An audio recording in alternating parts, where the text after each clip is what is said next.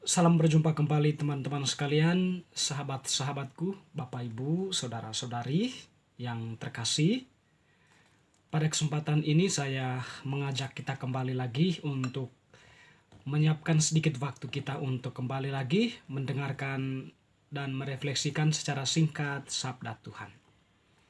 Sabda Tuhan yang akan kita dengarkan diambil dari Penginjil Markus bab 8 ayat 11 sampai 13. Orang Farisi meminta tanda. Lalu muncullah orang-orang Farisi dan bersoal jawab dengan Yesus. Untuk mencobai dia, mereka meminta daripadanya suatu tanda dari surga. Maka mengeluhlah ia dalam hatinya dan berkata, "Mengapa angkatan ini meminta tanda? Aku berkata kepadamu, sesungguhnya angkatan ini sekali-kali tidak akan diberi tanda." Ia meninggalkan mereka, ia naik pula ke perahu dan bertolak ke seberang.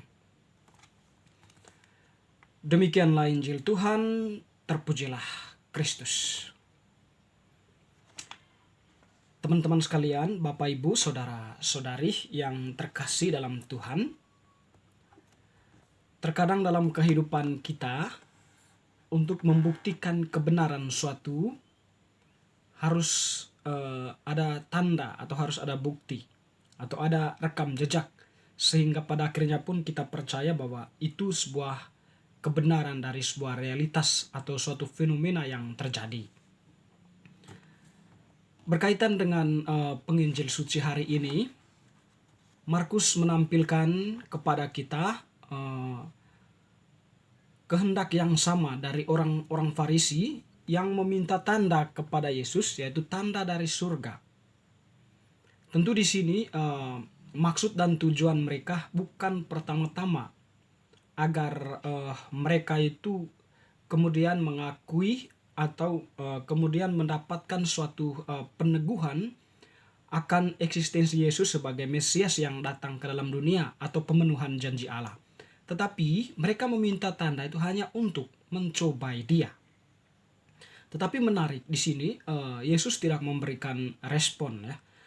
Malah dikatakan tadi di dalam Injil, Yesus marah sebenarnya, mengeluh dalam hatinya dan berkata, "Mengapa angkatan ini meminta tanda?"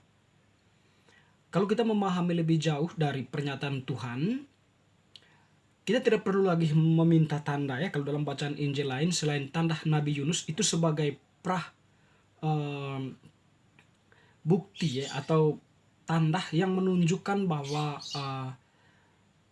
tanda itu sudah mengungkapkan bahwa eksistensi dari kehadiran Allah itu sudah mulai nyata ya, atau eksistensi akan kehadiran Mesias nantinya sudah ditunjukkan atau sudah tergambar, walaupun itu masih belum sesuatu yang utuh atau yang sempurna, tetapi itu sekiranya sudah memberikan gambaran bahwa Allah hadir.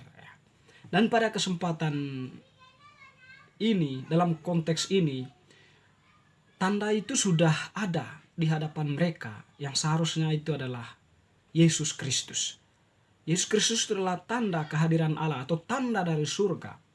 Dia diutus Allah ke dalam dunia untuk orang-orang Israel sebagai bentuk pemenuhan janji Allah kepada bangsa itu, kepada nenek moyang bangsa Israel, kepada para nabi.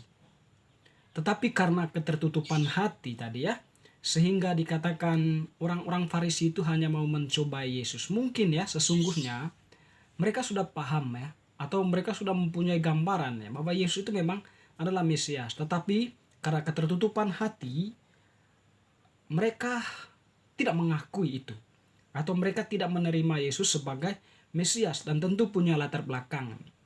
Bisa saja bahwa mereka akan kehilangan begitu banyak pengikut kalau mereka mengakui bahwa Yesus itu adalah Mesias, atau Yesus itu adalah orang yang diutus Allah atau pemenuhan janji Allah. Sehingga teman-teman yang terkasih, setiap saat atau setiap orang-orang Farisi berjumpa dengan Yesus, mereka selalu mencobai Yesus ya. Nah, tentu semuanya itu agar Yesus itu jatuh atau agar Yesus itu ditemukan ada sebuah kesalahan menghasut umat, ya, agar umat-umatnya itu mengikuti dia, atau mungkin mereka membuktikan bahwa ajaran Yesus itu sesat, ya, sehingga mereka mempunyai dalil untuk kemudian menjadi bukti bagi mereka ketika Yesus diadili. Teman-teman, sahabat-sahabat yang terkasih, ajaran atau pesan yang mungkin disampaikan oleh Markus pada kesempatan ini adalah sesungguhnya kita tidak perlu lagi tanda itu. Tanda itu sebenarnya diri kita sendiri. Sebagai orang yang telah dibaptis, kita ini sudah menjadi tanda kehadiran Allah atau tanda keselamatan Allah. Di mana melalui sakramen pembaptisan, kita diangkat menjadi anak-anak Allah, kemudian kita diutus untuk mewartakan apa yang menjadi kehendak Allah dalam kehidupan bersama atau di dalam kehidupan berkeluarga, bermasyarakat, maupun di tempat kerja. Teman-teman, sahabat-sahabat yang terkasih, tanda yang berikutnya adalah gereja kita, ya. Di gereja itu menjadi tanda juga, ya, untuk kita semua akan kehadiran Allah yang nyata di mana di dalam gereja kita merayakan Ekaristi.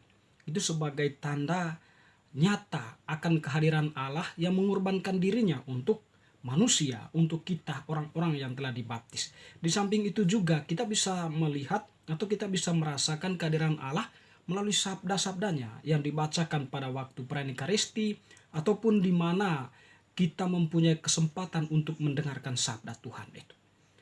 Teman-teman, semoga hari ini bacaan kitab suci Injil Markus hari ini semakin meneguhkan kesadaran kita akan kehadiran Allah setiap saat dalam kehidupan kita. Semoga.